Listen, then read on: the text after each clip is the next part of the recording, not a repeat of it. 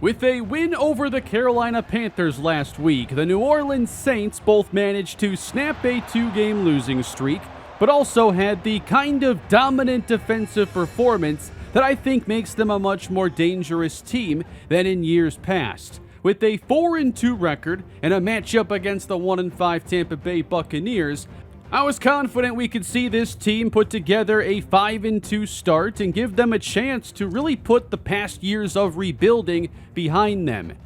We're all aware this franchise has not been easy, so no game is assumed that we win or win easily. But I felt good about the strides this team has taken. For the most part, anyway. Second-year quarterback Blake Westbrook has definitely struggled this year. There was the bad game in the rain, and he hasn't been as consistent as I hoped he would be. The defense having serious improvement is a big reason why we're 4-2. But what's been missing is Blake Westbrook having a year 2 leap. The Tampa Bay Buccaneers have been one of the most disappointing teams so far this season. They continue to believe in Jason Tracy, but they've lost a lot of talent. And you can kind of thank us for that after last year's offseason that saw us sign 4 former Tampa Bay Buccaneers. Not to mention they've also lost Mike Evans, and they've now become one of the lowest ranked defenses in the NFL. With a home game against the Bucs, I wanted this to be the stage for Blake Westbrook to start that year 2 leap. First quarter, Tampa football, it's Jason Tracy showing off the big arm as he finds a receiver downfield. Great catch for the second-year John Riles, who played his college ball right in Tampa at South Florida. They run the ball with Tyler Algier, and sloppy tackling allows the Bucs to bring this down inside the 10. They load up to try and pound this into the end zone for 6. Algier denied on second down.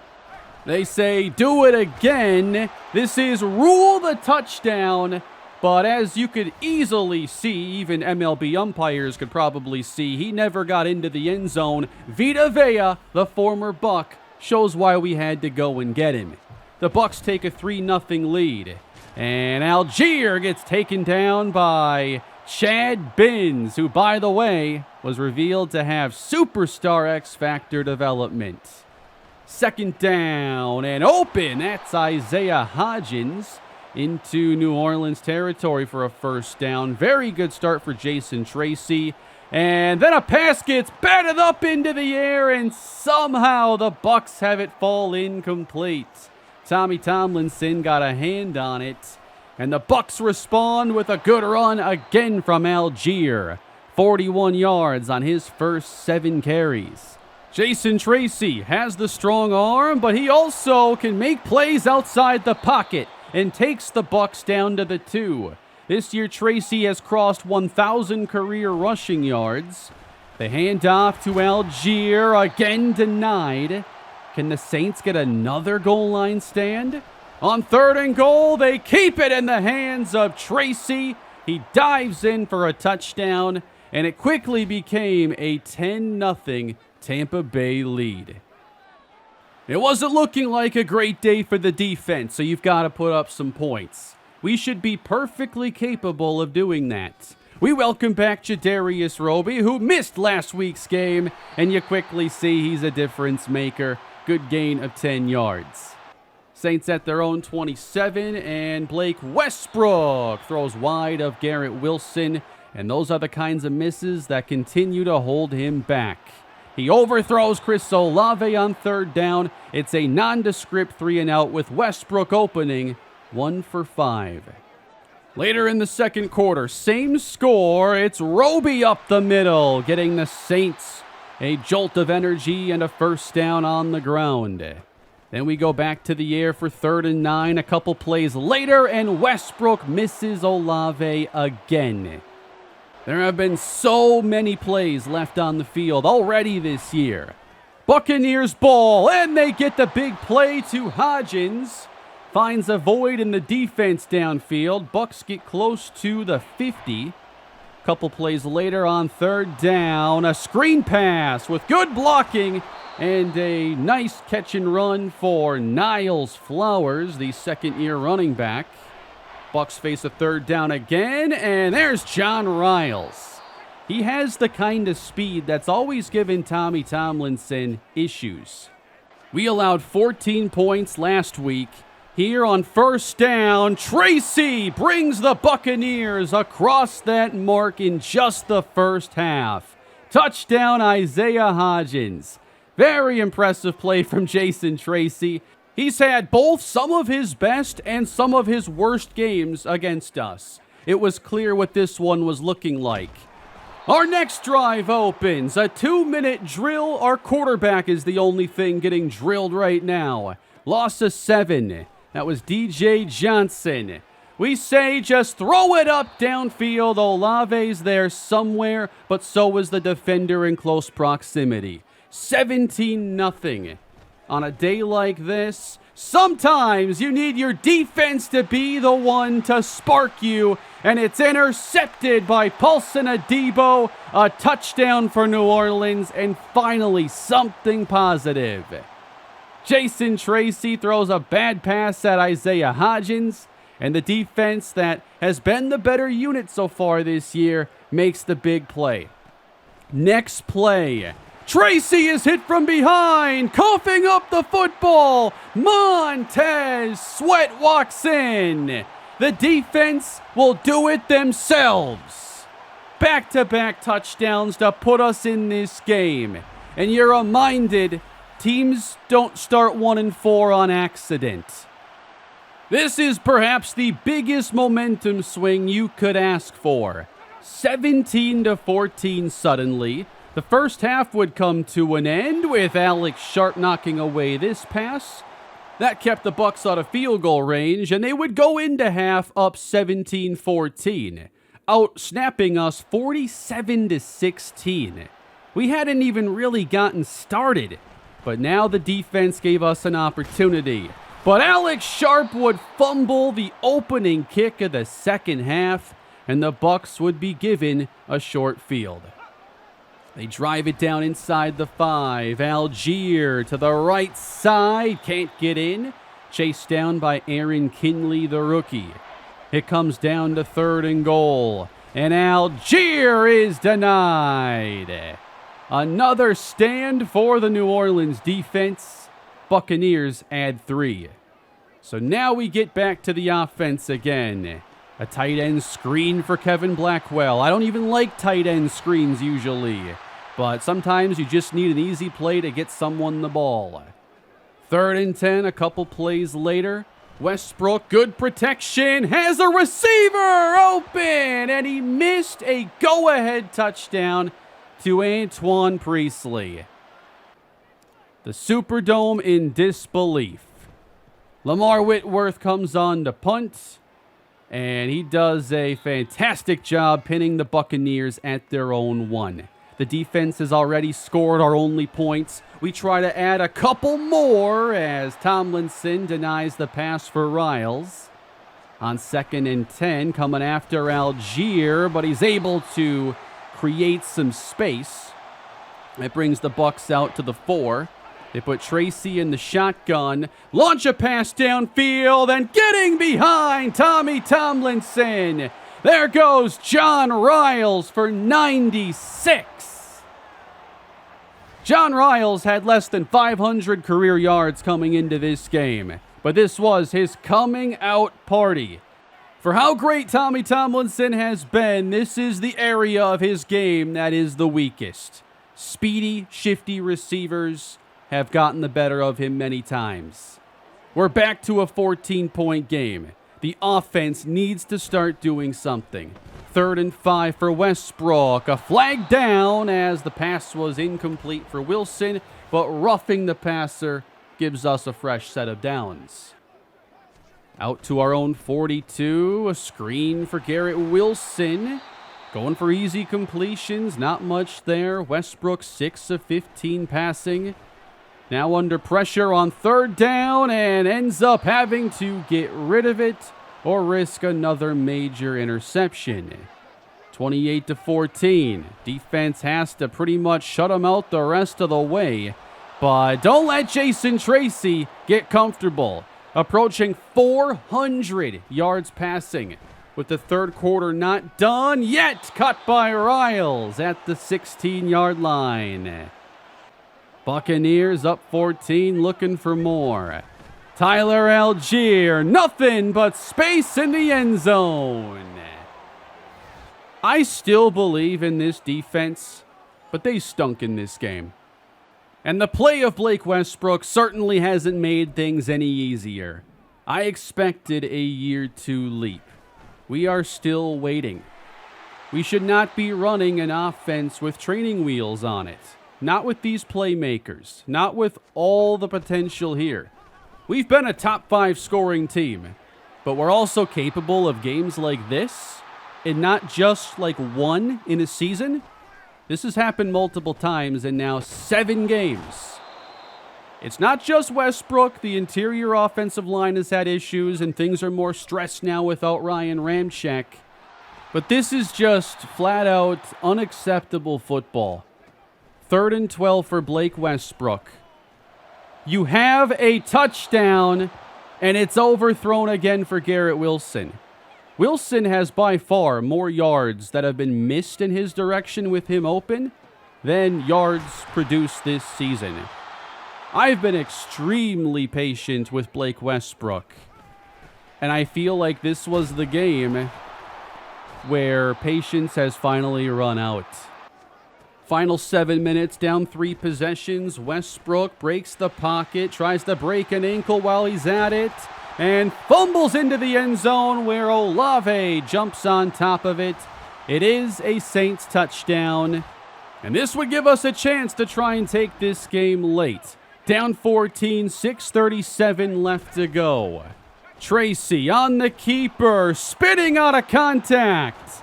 You can't let Tracy get comfortable, I said, and that's exactly what he is. This is why the Buccaneers like him so much. Handoff Algier. He gets stuffed, and we did a pretty good job controlling the running game overall. On 3rd and 10, Tracy feels pressure, takes off, but plays it smart and slides. Saints get the ball back. We got just under 4 minutes left to go in the game. 3rd and 6, and the pass caught by Kevin Blackwell, running right up the seam. From our own 37, trying to loft one downfield. Good coverage by Joey Nance against Garrett Wilson. We go to 3rd down. 3rd downs have been tough, and it's Antoine Priestley coming across the middle who gives us the conversion. We're now inside 3 minutes as that's lofted to Olave. Gets out of bounds at the Buccaneer 30. The goal was to keep our timeouts, get a touchdown, and see where things go from there. Olave makes another catch. Ends up shy of the marker. We have to go on 4th and 1. Saints needing this. Run it with Roby. He sprints inside the 10. And that brings us to the warning. 1st and goal from the 9. Westbrook across the middle and caught by Kevin Blackwell. Saints go hurry up, saving some time.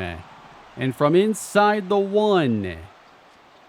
Westbrook throws it outside to Chris Olave. That's a touchdown.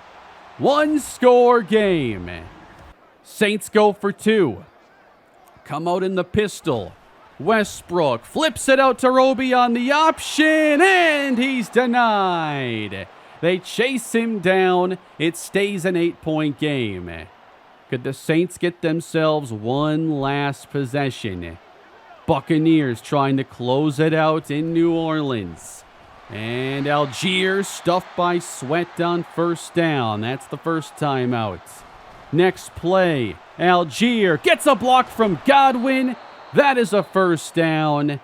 And the Bucs look to seal this one. No timeouts. Algier ahead, nearly getting 1st down yardage on his 27th carry. He would get it one last time and does not convert. And there was 1 second difference between the game clock and the play clock. The Buccaneers snap it early and punt away, and do so out of bounds, leaving us time for one play, needing a 78-yard touchdown. Blake Westbrook launches the pass downfield. It is knocked away by Tampa, and we move to 4-3 with another agonizing loss. This was a real opportunity. The defense, they did not play great in this game, but this was the offense's turn to go and win a game for us, and they couldn't do it. And Blake Westbrook had a terrible day. 20 of 41, another sub 50% completion percentage. I've been more patient than just about anybody when it comes to Blake Westbrook. But this to me was finally the game where it feels like enough is enough. I still think he has long-term potential, but this is creating a problem. We were expected to win this game and do so decisively. Losing in this fashion is damaging. Things change in the NFL week to week very quickly. We go from being 4-2, thinking 5-2 is a real possibility, to now 4-3, coming off that loss, and now morale is looking like a problem. And it's giving me flashbacks to last season. We have some issues on this team, and I think the greatest one is currently the quarterback. And I don't think a less confident Blake Westbrook is going to fix things. We know we had some rough games last year, but when you look at the regression in so many categories from last season, with a very talented offense, something's got to give. Is there a chance Westbrook could play much better from here on out? Yes, but I don't think it should be counted on. And the timing of this is really interesting because now we're about to take on the 6-1 Indianapolis Colts as the trade deadline hits. Here are some more eye-popping numbers from the offense. In 7 games, we have 13 offensive touchdowns, less than 2 per game. We have the worst third down conversion percentage at 36%. I don't think sacks are to blame, even if the offensive line has been a problem at times. I do believe we have a good team, but we need a more consistent offense, and we need to have some real insurance at quarterback. The pass protection of the interior offensive line has been a weakness all season, magnified, of course, by Ramczak's injury, bringing Trevor Penning back out to tackle and having us play Will Freeze at left guard. I do think that Jimmy Ward has struggled a bit at center, but he's young with upside. I want to be patient with him. But I think some moves have to be made. We have a team that has a chance to be good this year, and a lot of questions about where things could be a year from now. Montez Sweat, Ronnie Stanley, Vita Vea. These are all new players to our team this year. They're all set to be free agents at the end of the season, with some other role players and starters as well. So if we want to try making something of this season, I think we have some work to do. So of course I take a look at the teams that I consider to be sellers, and I've looked for first interior offensive linemen that would be upgrades for us. My favorite option has been Jets guard Elijah Vera Tucker, an 85 overall and a well-rounded guard, ranked the number 7 right guard in football. But you're not getting a player of his caliber for cheap. You'd have to look at significant draft pick compensation or finding a player for them that they actually like. I've looked at right guard James Daniels from the New York Giants, who would be a great pass protector. It's the same situation there. If we want a top 10 caliber guard, we're going to have to be willing to give up a lot. And I don't think going after a player like Tyler Steen, who might be a pass protection upgrade with some weaknesses, is the right play. We need someone who's definitively better than who we have. Jimmy Ward is ranked the number 13 center in football. I think his spot is safe. But I'd like to upgrade over one of our guards, as both rank outside the top 20. Could we look to move a more significant player, maybe a player like Jeremiah Owusu-Koramoah, to make a deal possible? It's the kind of thing that might have to be done if we're to make a deal. Osiris Torrance from the Lions is another option. His game isn't totally complete, but he might be obtainable. But not every team will view our players the same way. And I'm not sure finding an offensive lineman is going to be enough. For the first time, I've been looking to the quarterback market in search of a potential trade. Primarily looking at somebody who could be acquired for much less than a first-round pick, but somebody who could legitimately step in and start if needed. And somebody who excels with their accuracy.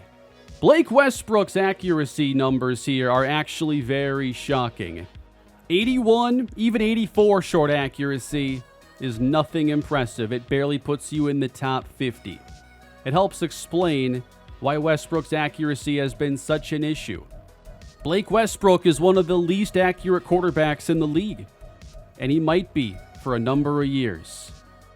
I believe I have found the player that I want to add to this team. We need someone that can step in if Westbrook's not going to be the answer. And we need someone to be strong where Westbrook is weak.